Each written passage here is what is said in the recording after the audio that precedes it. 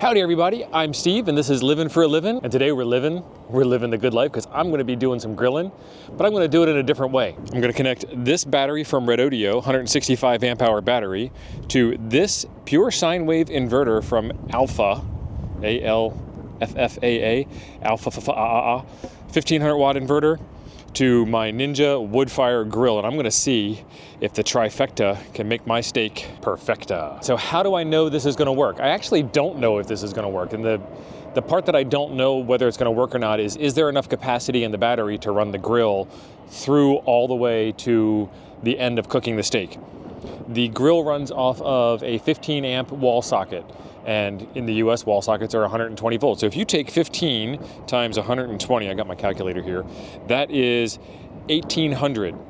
This inverter is rated at 1500 watts, and so that's 1800. So there's just not enough power in the inverter, but the inverter is 110 instead of 120, so let's do 15 times 110.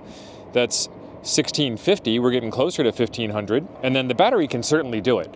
So I just want to know, can this be done? It should be able to be done. Most of your appliances that plug into 15 amp receptacles inside of your house don't draw every bit of electricity that comes out of the 15 amp receptacle. Some of them do.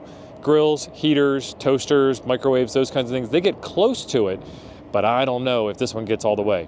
So this could be a total flop, or this could be totally amazing. And if it is a total flop, it's still pretty good because now I know that this inverter can safely say, I ain't doing that. And I know that this battery can safely say, I ain't doing that. So it's still a valid test. And I've got backup power. So if it doesn't work out, I'll plug into shore power and I'll still be eating. This is why we test these things before we go out boondocking in the middle of nowhere, because nothing comes between a man and his steak. Let me get this thing plugged up. All right, so this is the charger cable from before. We gotta get that taken off, and we gotta put the inverter cables on, using that Leatherman again, like I always do. Battery terminals, and I'll show you a little trick when it comes to connecting inverters, because there is a energy buildup. We're trying to fill the capacitors up real quick. There is a huge debate among my friends as to whether you connect positive up first or negative up first. I'm a negative first kind of guy. It kind of doesn't matter, because all the issue is going to happen right here, and there isn't any other place for it to go. There's no safety ground or anything involved in this. This is just inverter straight to battery. So you need one of these 25 watt 30 ohm resistors, and you take this and you hold it in your hand and you touch it to the terminal, and that is going to charge up the big capacitors in there, which is going to stop it from having this ginormous spark. And there wasn't, so that worked out as planned. We're going to be putting a lot of juice through these, so I'm making sure these are good and tight. Put my safety caps back on. It's a pretty sexy blue. We've got 12 volts to AC 110 volts. It says it's a pure sine wave. That's what that symbol there is supposed to mean. We've got USB ports that deliver 4.2 amps, which is kind of funny because I'm going to go through all the trouble to convert DC power in my battery back into AC power, and then also run some USB ports off of it. So I don't know why they do that. I think they do it just because they can, and why not just throw it in there as a bonus. And then 1500 watts on the AC outlet. And then on the front here, we've got a voltmeter and amp meter. I don't know what that number is yet. We're gonna turn it on and find out. And we got two of those USB sockets like we talked about, 2.1 amps. And then we have the 15 amp. These are NEMA plugs, whatever the standard is. If these were 20 amp plugs, there would be a little dog leg off to the side on the one spot where you plug it in, but it doesn't have it, so these are only 15 amp circuits. I'm gonna turn it on. So this is DC voltage, 13.3 from the battery, and this is AC voltage, 112 volts, and blue down here is amperage. There is no amperage. I don't know how well that shows up on camera, but you can take my word for it. Now what we need to do is we need to plug in the grill. So somewhere on the back of the grill here is my AC plug. I need two hands for this. And then I'm gonna turn the grill on. All right, she works, and still not really drawing any amps, but it's only got the computer running on it. So what I'm gonna do is I'm gonna set the temperature up to high. I'm gonna set my time. I'm gonna use a thermometer, my own thermometer, to get this done. I could use the thermometers that are included in the grill, but I like to use my own thermometer for small jobs like this. I'm gonna set it up to an hour. It's not gonna take an hour, but I don't want the grill to shut off in the middle. And I'm going to turn on the wood fire, because why not do a full test? I'm going to hit the start button. And this is the ignition, which is going to get the smoker pellets lit up on the side. And we're pulling 1.5 amps to start the fire. I think it's going to start the fire first, and then it's going to go from ignition to preheat. So we'll have to take a look at that too. I am a data nerd. I'm gonna do a little screen share with you here of my cell phone because the Redodo battery has a Bluetooth app in it that will tell me everything that's going on. The grill is doing its ignition cycle to get the smoker pellets smoking for me. I can hear the fan running inside for the convection air fryer, air blower fan thing. As you can see on the stats page, this is pretty slick. We're pulling 262.6 watts out of the battery. It is delivering 19.4 amps of power to the inverter, and 19.4 divided by 171.5 amp hour capacity in the battery is going to last me 8 hours 54 minutes. And it is true that it's 171.5 amp hours in the battery. I did test the total capacity inside of this guy, and what happens with these things is really slick. It's rated at 165 on the casing and the manual and the spec sheet and the price tag, but they give you a little bit more. They give you that lagniappe, and that is because it's going to degrade over time, as all batteries do, and it's going to perform lower and lower, and they want to over deliver in the beginning, make you happy, and then 20 years down the road when you're only getting 162 amps out of it, you're still going to be happy because you remember now when you got 171. Let's see, the inverter says 2.1. It's going to switch from ignition mode to preheat mode. That's when things are going to get exciting. Since I'm showing you the simplest way to go from battery, inverter, grill to steak, I'm also going to show you the simplest steak that we can do. This is a New York strip steak. I've got my salt, I've got my pepper, I've got my garlic, a little SPG. The grill is out of ignition mode and it is into preheat mode. The inverter says 13.3 amps is what it's putting out, which is not bad on a 15 amp circuit. And the battery is telling me 1700 watts and it's drawing 131 amps out of the battery, and she's doing pretty good. Pretty happy with this. Let's get back to getting them steaks ready. A little salt.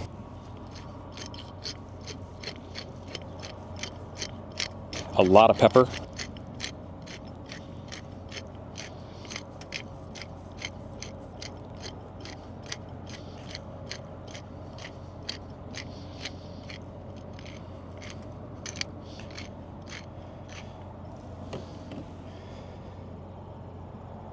A little bit of garlic. Can't hurt to have too much garlic. Cooking in the wind is a skill, I'll tell you. It is readable by the eye, but not necessarily by the camera. 13.2 amps coming out, 111 volts, 12.4 coming from the battery. We're still preheating, and there's another camera artifact for you, where the refresh rate on the screen doesn't match the refresh rate of the lens there. You can hear that. But that's the fan kicking in on the inverter, keeping that guy cool. So I really wouldn't ask this inverter to do anything else besides run this grill at this moment, because that's giving it all it's got, actually. You saw on the battery screen we were pulling 1700 watts out of the battery, and it's a 1500 watt inverter. That is conversion efficiency, conversion inefficiency. We're taking 1700 watts out. We're doing a whole bunch of work to convert it from DC over to AC, and then we're putting out up to 1500 watts. I don't have a good way of metering what the AC draw is, but clearly the inverter's handling it like a champ. All right, this is another really cool nerdy thing. The Ninja's got Wi-Fi built into it. I can see what's going on the Ninja side. 87% preheating. The grill temp is set to high. Wood flavor technology is activated. And I told it to cook for 1 hour. It is ready to go. This app is actually really cool. There is a ton of stuff in here. If I wanted to tell it what I had to cook, somewhere in here, is there a search? It's all charts. Go by food, beef, apply. New York strip, frozen New York strip marinated. Let's just go with marinated. It says medium for 17 minutes. I'm not gonna do that. I'm gonna do it on high. I'm gonna give it a nice sear. It's gonna be really good. But you could definitely follow this instruction here and get a good steak. I just grill a little bit differently. And I'm sure you do too. 99%, almost time. She says add the food. Watch all this smoke. Ooh, nice. Put that one on. Put that one on. We're gonna let that sit for about a minute and get nice and seared, and then we're gonna flip it over. Let's check it out.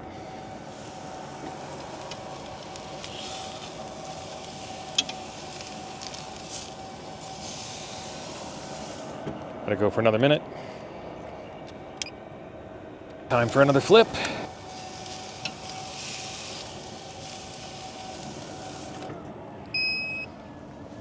Well, the inverter complained a little bit, and the grill shut down. Turn that grill back on and finish her up. She doesn't like running on high when I open the door. Put it on medium, which is where I was gonna go anyway. Let's put our time back up. Let's hit go. Okay, so we had our first hiccup, if you will. I was gonna change it anyway. When I flipped the steaks after the first minute, I heard the inverter beep a little bit. I got a little worried about it, but that's the inverter kicking in its protection circuits, which I like. After the second time we flipped the steaks, the inverter shut off, and then I turned the grill back on and I was gonna put it on to medium anyway. So I'd want a little tiny bit more overhead than a 1500 watt inverter, but it is good to know that the inverter has kicked in its protection circuits and saved the day for us. All right, I went full send. I'm kind of a full send guy. If you're not comfortable messing around with electricity, don't do this stuff at home. That's why I do this stuff on videos, and I do it at an RV park, which technically is my home. But I do it so you guys can see what to do, what not to do. I am using 2 AWG cable. This is some fat stuff. And doing it outside where it's going to be a little bit safer if something goes sideways, and I've got all the safety equipment that I need, and the fire department is like literally I can see them from here. I'm doing pretty good. Let's check it.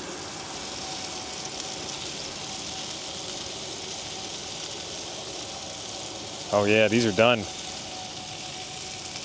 These are actually a little hotter than I wanted them to be. Got excited playing with all the technology. Let's give these guys a good rest. And we'll give them a taste test. This won't be awkward at all trying to cut in front of the camera like this.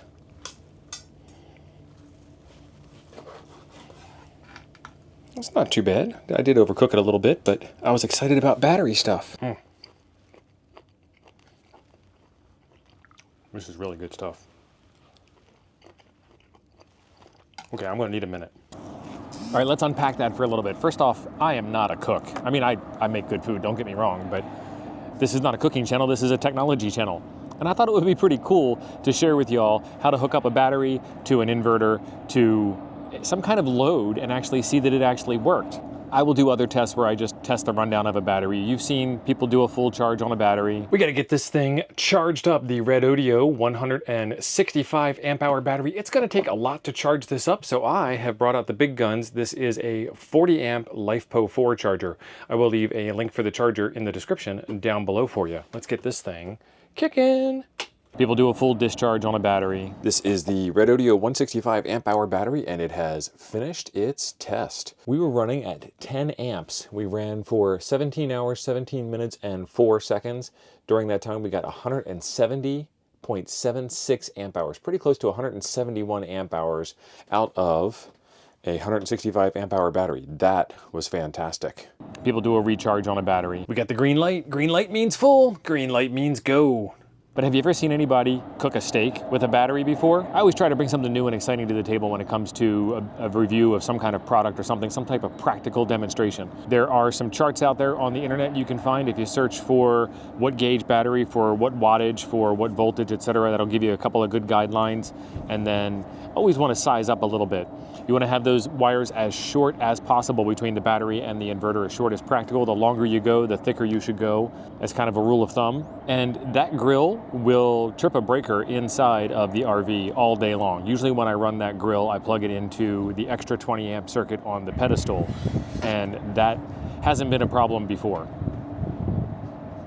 I probably asked as much of that inverter as I could possibly ask for, and it handled it like a champ. It complained once, it shut off once, and then it finished out the job. It carried the mission to the finish line, which is fantastic. I actually was expecting it to shut off, and I was hoping that it would shut off, because if that thing just ran away, that's gonna cause some problems. An inverter like that, connected to a battery like that, will run everything inside of your RV, but not all at once. Your RV is probably a 30 amp RV. If you got a big one, it's a 50. This one here is a 30. So be careful with electricity, know where your upper limits are. Don't put big loads on smaller inverters or smaller batteries. The battery in here is a champ as well, 165 amp hour battery. We were delivering, what, 130 amps to get the job done continuously for about half an hour. We pulled 30% of the capacity out of the battery. I still have enough to run the rest of the weekend. That was one meal. And realistically, you should be cooking on a gas grill or something like that if you're boondocking. Since we're full time, I love the electric grill because it is a grill, an air fryer, a dehydrator, a smoker, and it has a grill thing and it has a griddle thing as well. So there ain't nothing that grill can't do. And that was the compromise that I wanted this year. Really, I make a lot of beef jerky on that grill. I didn't want to carry a dehydrator as well as a grill, as well as an oven. It's also really good to cook outside and keep all that heat outside of the RV on a hot day. I'm up in Wisconsin right now, and the heat isn't bad. It's only 60 degrees here today, 65 as I'm talking to you right now. As always, I got your back. There are links in the description description down below where you can get some more information and put them to the test yourself. There will always be more battery and more grill and more inverter and more technology type stuff on the channel. So be sure you are subscribed to see more of that. In the meantime, there's a video right over here I think you'll enjoy next. I'll see you all over there.